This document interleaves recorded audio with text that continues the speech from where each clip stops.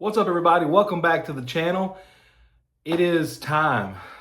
Deer season is here in South Mississippi, bow season specifically. So I wanted to take the time today to share with you what it is that I'll be hunting deer with this year. When it comes to bow hunting, at least. I do plan on doing some gun hunting this year, which I haven't done in forever. But for this year, I am going to be shooting this bow. Now this is a Mathews S2. I'll give him a little kickstand off of here. That's a handy thing. This is a Mathews S2, Mathews Solo Cam, written in gold, as we used to say back in the day. It is a fantastic bow. It's not a new bow. It is not the latest and greatest. Well, it's not the latest. It may actually be the greatest because this particular bow is very, very special to me. And I'm gonna tell you that story. Just gonna hold it right here. Just, you can't see it, but it's close to me. So this bow came out in, I wanna say about 2008, 2009. It was one of those 2 years. I wanna say it was 2008. At the time that it came out, I had already had a bow. It was an older Mathews bow. It's called a Mathews FX. Very cool bow that Paw had bought for me from a neighbor of ours that lived just up the road. Well, you know how it is. The new bow comes out, the newest and latest and greatest comes out, and me being who I was, that's what I wanted to get. Well, Paw rightfully so was like, look, I've already bought you a bow. If you want that, you're gonna have to go make money and buy it on your own because you have a bow. Okay, fair enough, so I did. I worked, saved up the money, and went on down to Bows R Us in Lucedale, Mississippi, and went to buy a different bow. This was not originally what I went in there to buy. There was another bow that had come out that was making all the waves that year called the Adrenaline, which I just looked it up and found out that the Adrenaline actually came out in 2007. So this bow is even older than I thought, but that's neither here nor there. The bow came out and I went there to get the Adrenaline. Well, I go there and I'm excited and I'm ready to buy this bow, and I'm so excited because I'm gonna finally get me Adrenaline.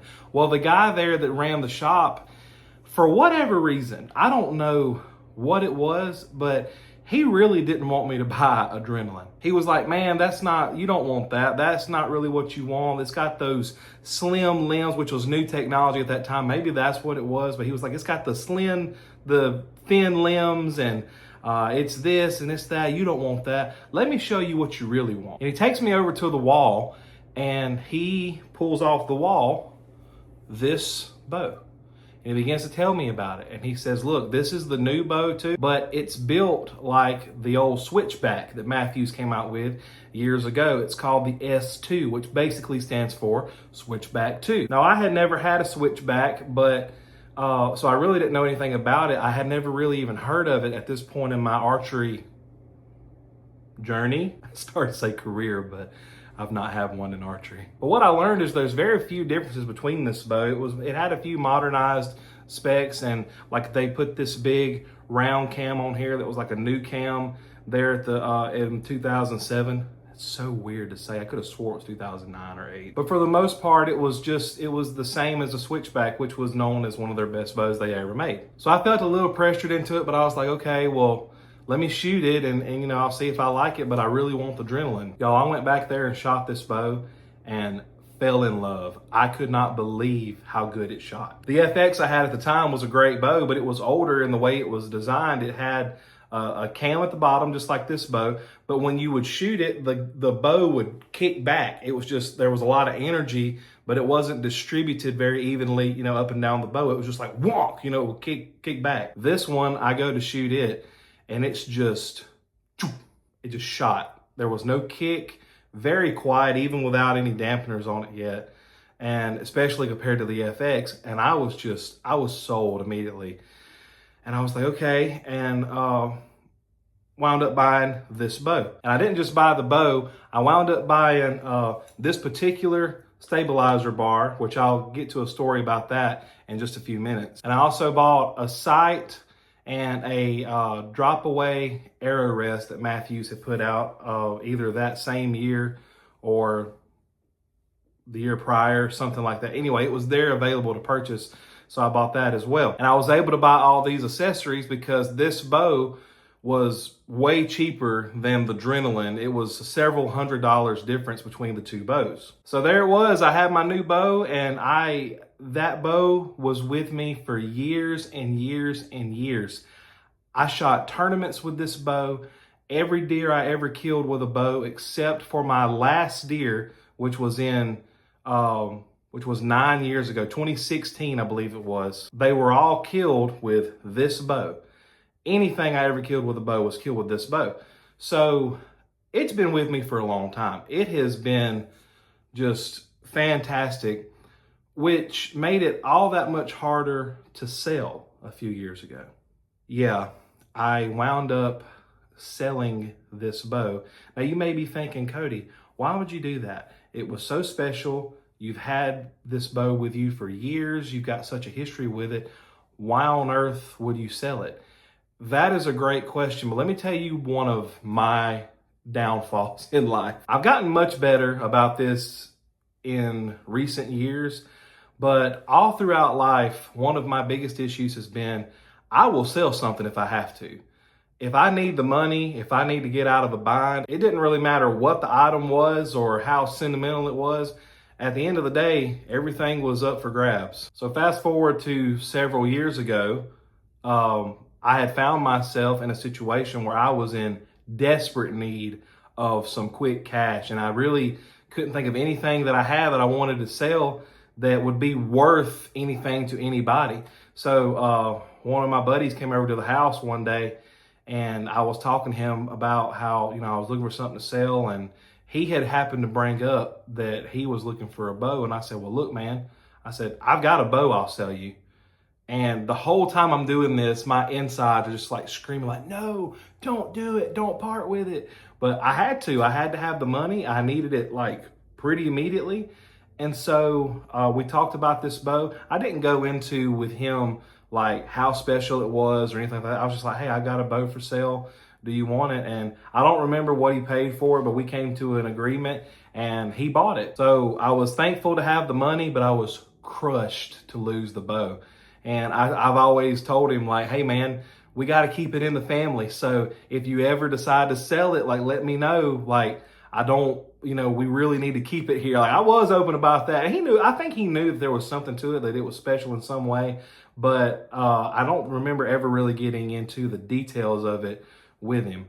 But anyway, so I sold it to him. He's had it for years. And so now you may be wondering, well, what happened? Like, you obviously bought it back from him, right? No, I didn't. So here's how I have it today. It was January of this year, 2025.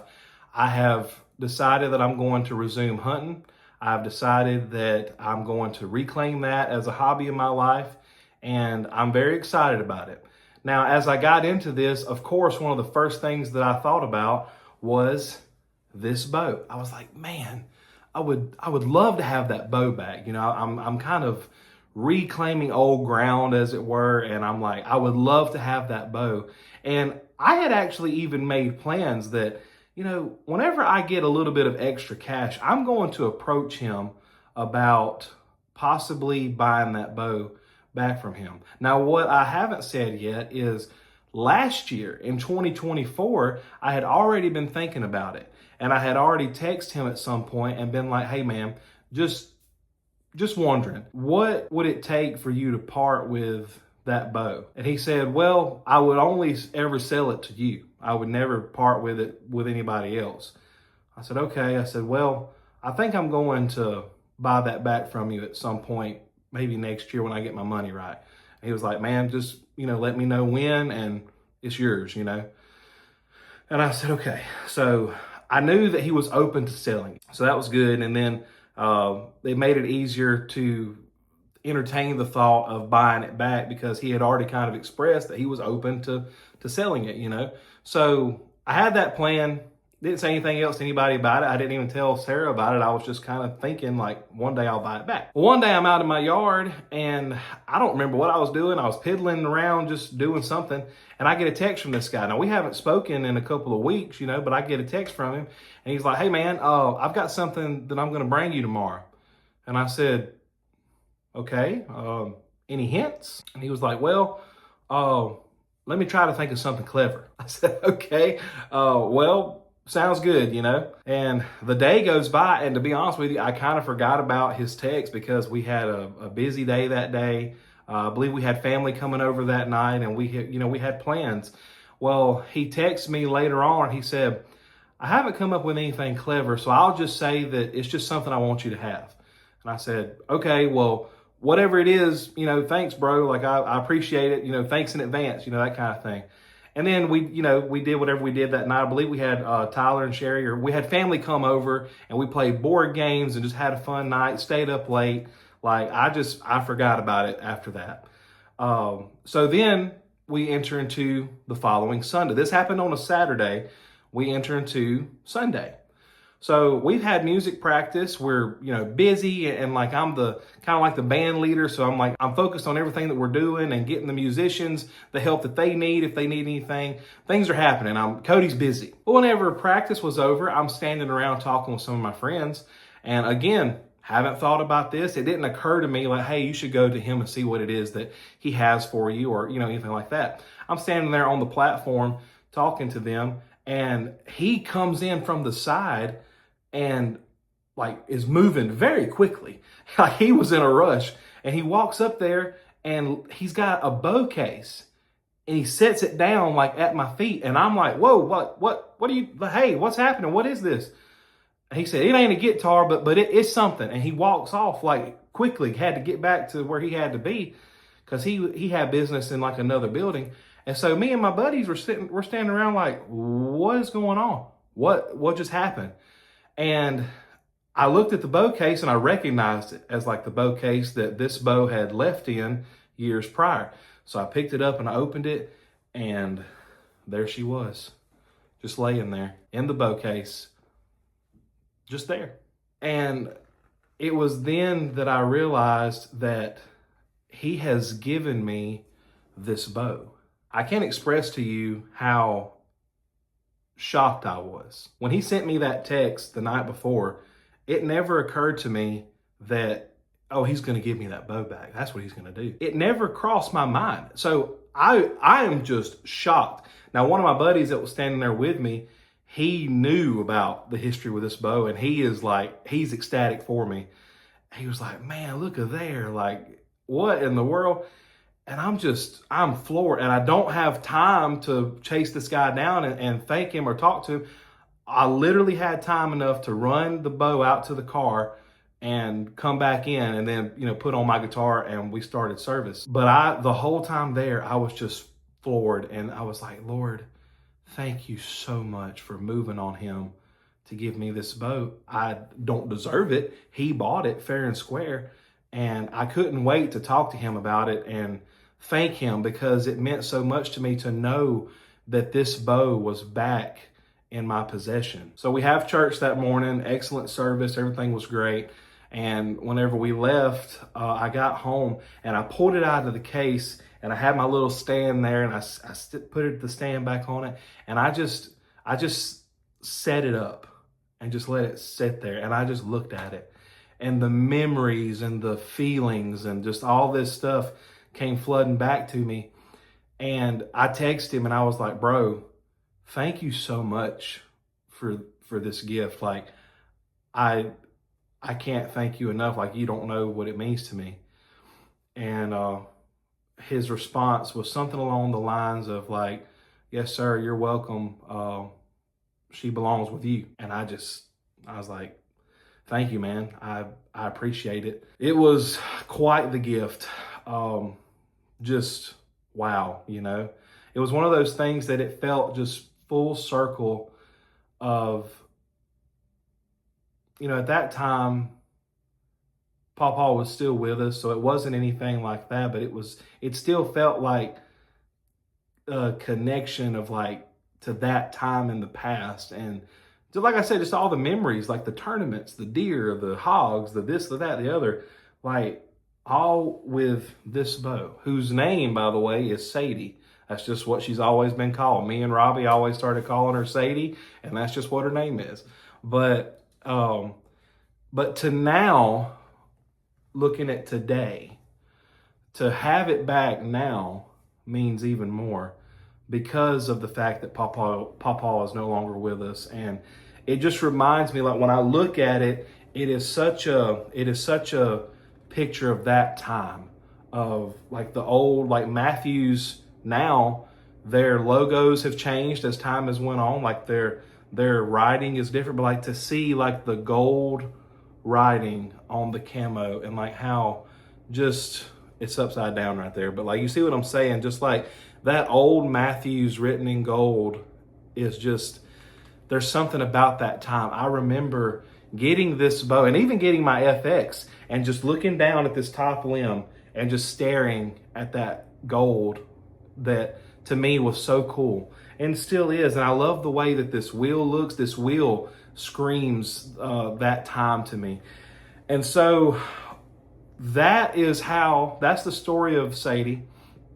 And this is the bow that I'm hunting with this year. I have a Matthews no cam that I've also shot a couple of tournaments with. I've never killed anything with it, but when I got this bow back, I was just floored, and I can't imagine not having it now. I would have to be in a very serious bind to ever part with it again. My intention is to never, ever let it out of my possession ever again. It is so special to me. And yes, it's just a bow. It's just a bow. It's not like technically special anymore, as far as like this bow is so slow compared to the modern bows. It's like the quiver I have on it here. See, this was a quiver that I had back in the day that I had it on here for a little while, but I eventually moved to the Matthews, I think it's called T3 quiver. But this quiver isn't ideal. It's got a whisker biscuit that my buddy had put on it when he had it. This isn't the rest that I had on it. This is an old sight that I just found whenever I got this bow back. I put it on here, but this isn't the original sight. It's not all original, but this little, this little dampener here, I had put it on here to help with vibration and stuff. And then I told you earlier about this stabilizer bar. Last part of the story. So when I got the bow back, it didn't have this stabilizer bar on it. I didn't know where this thing was. But as I was cleaning out my closet one day, I have this crate that it's a wooden crate that has all my like outdoorsy stuff in it that's in the closet. And I was going through it one day looking for broadheads, like I had pulled all my archery stuff out because I was getting back into all this. And I'm digging through stuff and I'm throwing some old stuff out, and I had found some stuff that like was literally broken that I had just held on to. And up under some sort of like rag or whatever it was that stabilizer. And I was like, you've got to be kidding me. And one reason that I bought this stabilizer back in the day, there was two reasons. I'm going to show you how my mind worked back then. I guess there was three reasons. First of all, still trying to get it off. First of all, it was the Realtree AP camo that this bow is in as well. So it's the same camo pattern, and I really like that. I've always loved Realtree. I've always loved Realtree AP. But if you look here on the inside of that deer print right there, which is reason number 2, I guess, that it had like deer tracks on it. You see that red in there? I loved that. Whenever I was a younger guy, like I saw that red and I was like, that's cool. That red and the camo, and it's got deer tracks on it. This is the stabilizer I'll be getting. So to find that and put that back on this bow, it was like just a dream come true. So with all that being said, this is the bow that I am hunting with this year, and I could not be more excited. I plan on eventually getting a different sight for it, something a little bit better, a little bit more modern. I plan on replacing this old quiver with getting another T3 like I had back in the day. Hopefully I can find one in Realtree AP, but I may get a black one because that's what I had all those years ago, because black kind of goes with everything. So I may do that. But this is the bow that I'll be hunting with this year, and I could not be more excited. And I just wanted to share with you the story behind this bow, why it's so special, why I love it so much. And I hope that you've enjoyed it. Thank you so much for listening. And if you have enjoyed this, please consider liking the video, subscribing, sharing this video with a friend, a family member, whoever. Help get the word out about the channel. It really helps me out a lot, and I greatly appreciate it. I love bringing content like this to y'all, keeping things clean, family friendly, but hopefully interesting at the same time. It's a lot of fun for me. I love to do it, and I would love for more people to find it, and you can help with that. It's a huge help whenever you share the channel. So that about does it for this one. Thank you so much for watching. I will catch y'all in the next one, and as always, until next time, be blessed.